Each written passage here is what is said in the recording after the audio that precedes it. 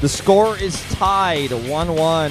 Gumiho brought it back, and now we're going into our next matchup with this new hero, Blaze. It's 3-0 versus Zerg. He's got that upwards arrow. 8-3 in Pro League.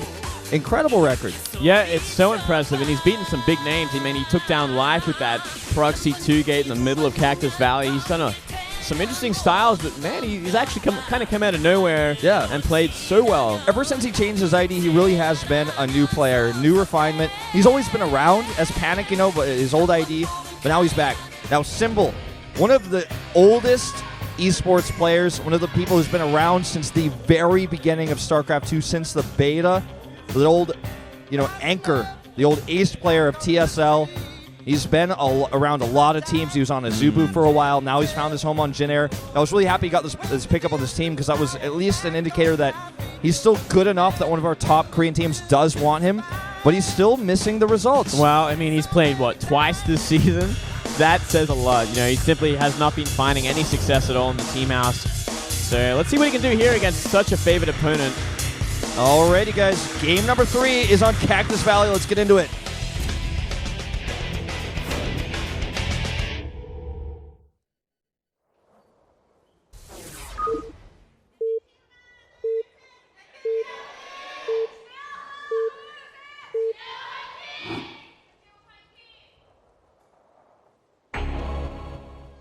To the bottom left, in teal, it's Blaze.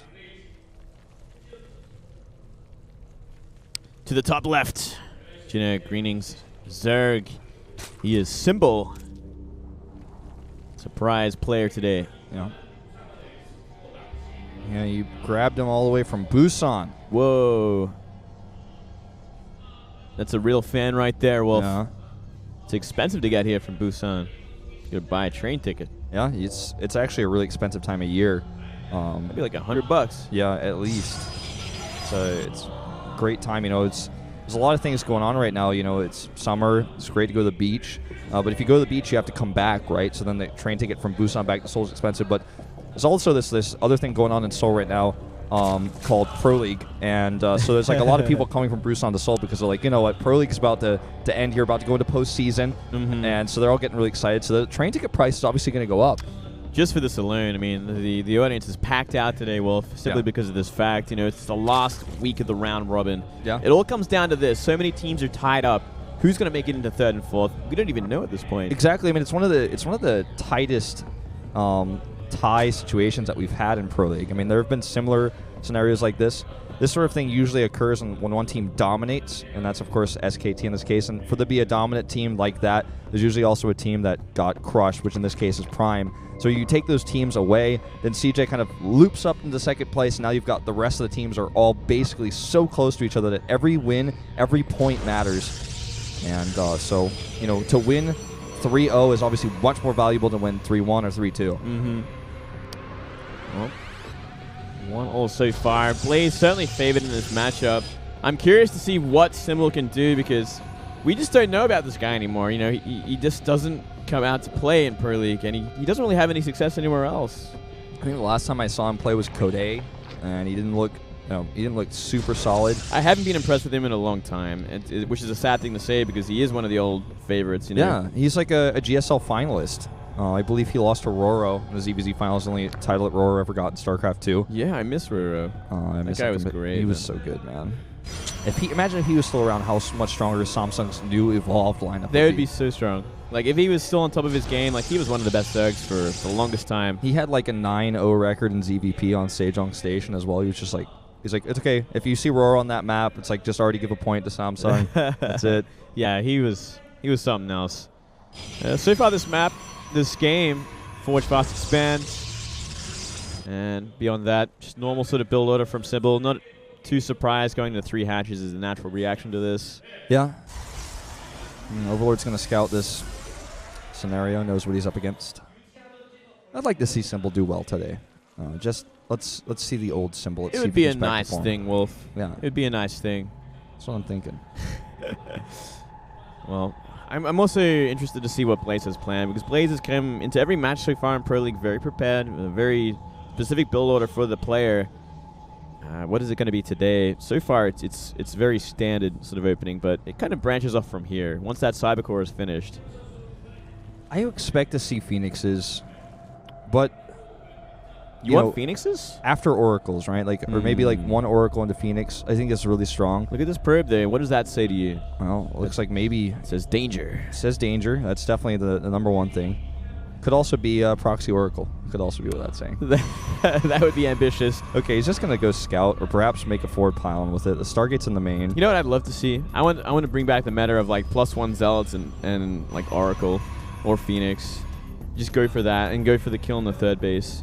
You know, I was playing a lot of Legacy of the Void this week, and it's like the charge Zealots with a bonus damage when they charge into things is actually crazy. I can imagine that. That's almost insane. I haven't had a chance to play Legacy much because I'm always just so... I feel like on HOTS first, right? Yeah, I'm a HOTS boy. Both HOTS. Both HOTS, man. Both HOTS, man. HOTS bros for life. Yep. Or until the expansion. Yep. All about that. But a lot of interesting things are happening with the Legacy, that's for sure. Yeah. And it's going to be Phoenix after all. Look at that. Yeah. He wants that Overlord, too.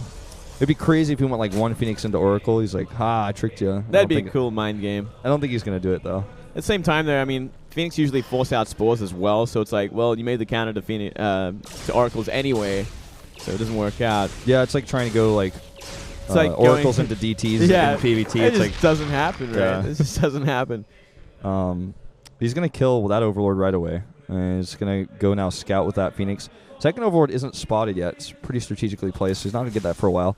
See a Roachhorn coming up here for Symbol. Okay, now he sees that second Overlord. He's going to deny the scout on the Forge. Now we see +1 on the way. A few more gateways. Let's see how many more he adds. If he stays at 4, then it should be a third base. If he adds a few more, maybe he's going to go for some real aggression.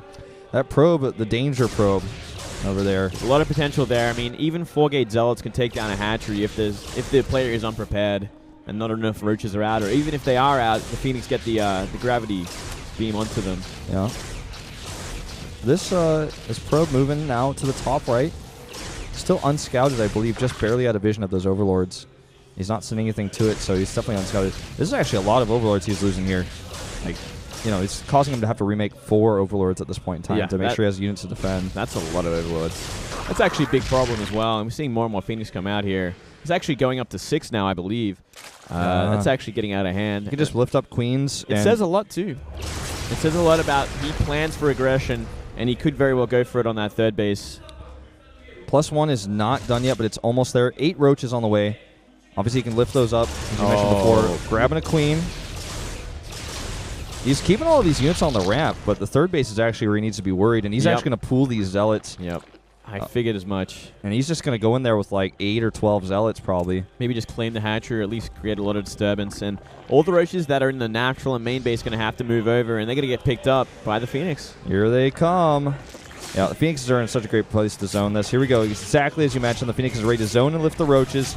Lings are not going to be happy to fight this. Already 1 Roach lifted, 2 Roaches.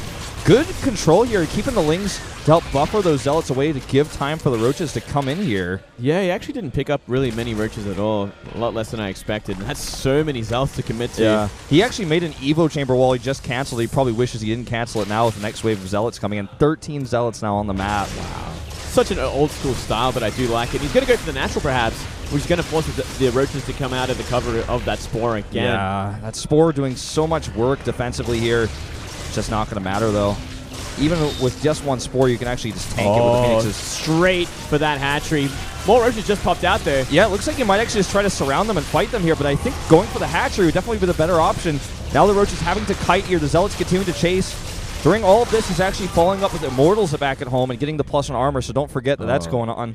But Hydra's coming out. He needs to make sure he can keep them all together because one at a time the Phoenixes will annihilate them. That's a lot of Hydras coming out there, 14 at a time. So Immortal in behind this shouldn't really work out, but we are seeing that that Bay beyond that, so Colossus will be a good counter to it all. Beyond all that, not too much damage done to Symbol, really. If Symbol just follows up with a huge Ridge Hydra attack, he could very well just do the damage he needs to and win the game. That's true. Or go into Spire, go into Corruptors perhaps, and try and deal with it that way. So I think a 4th base. Better hope those Zealots don't find it. And a third base here for Blaze. That base is just super unprotected. There's a lot of creep spread over there, but Hydras are kept busy at the moment. Yeah, cleaning up one of those pylons as well, so maybe a little bit more safer for it. We are seeing a third base go up. I think that Blaze is just going to have an empty third here and do an attack with Colossus, Immortal, not Blink Stalker, but Stalker Sentry. Yeah, I mean, we are seeing 3 more gateways be added and not around that third base either. And Colossus on the way. Yeah. It's a powerful army for what Symbol has right now, that's for sure. It's kind of like the direct counter to it, but if Symbol can just simply overwhelm it, I think that's the way he beats this. Yeah, you really have to at this point when you're behind in tech or where you want to be with your tech. You kind of have to go from multiple angles and try and force out the force fields or try and avoid them by simply going from every angle. He could get some Corruptors too. Look how late that Hydra range is. That's actually a huge blunder from Symbol, and that could very well cost him the game because so many force fields are going to go down and zone out a lot of them. Yeah, he's never going to be able to fight that Colossus with the Hydras with good force fields here. And even just simply the ground army is going to be blocking him out. Good concave here at the top of the ramp. He's even moving up those Spore Crawlers, which could do some serious work. Already force fields going down here. He's going to target down that Spore. Second Spore unable to burrow where he wants it to because of those force fields. And a huge warp into Stalkers. This is a game, this fight's going to decide the game. Good forces here, but he needs to pull the Colossus back. He does not. Oh my god, really bad engagement from Blaze. Just not force fielding early enough. And this could very well cost him the game. That Colossus was so essential to this. It was the backbone of the army, and it's broken now. And look at this, force field's fading away, now being overwhelmed by half, maybe even a third of Symbol's army. And that's going to be game. Essentially, he's got nothing to fall back on. He canceled his third base. Half the supply right now. It's like the one thing he had to do was micro that Colossus and do better force field zoning, and he just couldn't do it. Well, he force fielded like all the roaches that needed to be there in, so it's like they were just so delayed. It was actually so strange how delayed those force fields were, and it cost him the game completely. Well, he's just now going to try to counter Symbol's army, but Symbol's economy is just... It's so good that he's simply going to overwhelm him. He's never going to be able to have a third base, and without a third base, he's never going to be able to make enough Colossi. And Symbol can make Corruptors if he wants to at any point and just overwhelm this tiny Colossus army that doesn't even have Colossi in it yet. He could even just go into mute a Corruptor. He could do whatever he wants from this point. He might lose that fourth base. We see a lot of Zealots on it right now.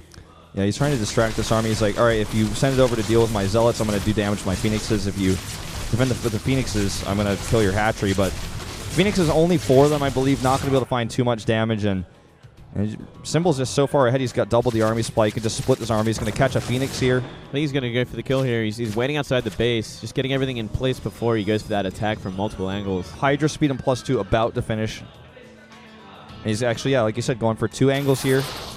Force field zone out. Small part of the army, but the big part of the army is the issue. And these Stalkers are like just stuck out here. That's single file only into that base. That's so rough. That's hard to see. Hard to look at. No Mothership Core, by the way. It's going to really make defending a lot harder, as well as getting your army out of there. This is just, this is starting to get pretty dicey here for Blaze. This is a beatdown, man. From here, what's he going to do? He can't really do much at all. Now that Corruptors are coming out, he's going to have a good counter to the Phoenix and Colossus. So desperate trying to warp in these Zealots for harass. Off 2 base. That's a Nexus worth of Zealots right there, but you can never take a Nexus anyway. 2 Spores in place, can't even drop them. 6 Corruptors. So many drones, 62 drones. He's like almost got more drones than army supply for Blaze. Another big warp in here. Wow. Let's see if Symbol panics about this. Well, he's going to lose a base at this rate because his army's completely out of position. He's going to run into it with his Lings. So he's going to know where it is so he can move back and try and fight this army. But if he gets in a good engage or even a bad engage on what Blaze has right now, he just wins the game. Yeah, it's like basically Blaze needs to kill a base and somehow win this fight. And if he can do both, then he's even with Symbol. So it's going to basically be a miracle. Here we go. Oh, man, these Corruptors are already on top of the Colossi. And using that Corruption ability as well. Force fields here trying to help zone, but the Colossi are starting to fall. 2 of them down already, and once those force fields fade, this game is over. GG. And JIN takes a 2-1 lead. Did not expect these results. I got to say, JIN defeating Symbol, well, in general, Symbol was not going to beat Blaze. Well, he shouldn't have beat Blaze. This should not have happened. It's actually such a weird situation right now. I'm confusing myself even more. Yeah, well, I mean, let's talk about this. Symbol has played only twice. Yeah. Out of so many possible potential games. An entire year. So many JIN players have also like left and traveled, so you would think he would have played more.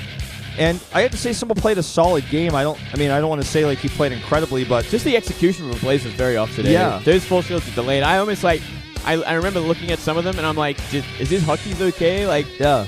Is he lagging right now? Like, why did he force field like 10 roaches into his army? He forced field the roaches into his Colossus, and then it was not a horrendous position from that point. He could have definitely microed the Colossus, but then he didn't touch it. Yeah. He just let it sit there and eat the damage. Symbol's probably himself even disappointed with that game. He's like, wow, I got my first win like this, but that's not what I wanted. I wanted to win a real game. Oh, well. Either way, great for JIN, right? Yeah, we're being very critical, but this is a very